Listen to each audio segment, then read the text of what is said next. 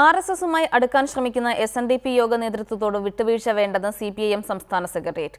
യോഗ നേതൃത്വത്തിന്റെ നിലപാടിനെയാണ് എതിർക്കുന്നത്. അത് ഈഴവ സമുദായത്തിന് എതിരല്ല. കണ്ണൂരിലെ നിശ്ചല ദൃശ്യ വിവാദത്തിൽ ജാഗ്രത കുറവുണ്ടായതായും സെക്രട്ടേറിയറ്റ് വിലയിരുത്തി. നിശ്ചല ദൃശ്യ വിവാദത്തിന്റെ പേരിൽ CPIM ഈഴവ സമുദായത്തിനെതിരാണെന്ന് പ്രതീതി വരുത്തി തീർക്കാനുള്ള ശ്രമം നടക്കുന്നതായാണ് സംസ്ഥാന സെക്രട്ടേറിയറ്റ് വിലയിരുത്തിയത്. യോഗ നേതൃത്വത്തിന്റെ നിലപാടിനെയാണ് എതിർക്കുന്നത്. അത് ഈഴവ സമുദായത്തിനെതിരല്ല. സംഘപരിവാർ സംഘടനകളുമായി ഒത്തുപോകാനുള്ള SNDP നേതൃത്വത്തിനോട് യാതൊരു വിട്ടുവീഴ്ച വേണ്ടെന്നും CPIMന്റെ സംസ്ഥാന സെക്രട്ടേറിയറ്റ് തീരുമാനിച്ചു.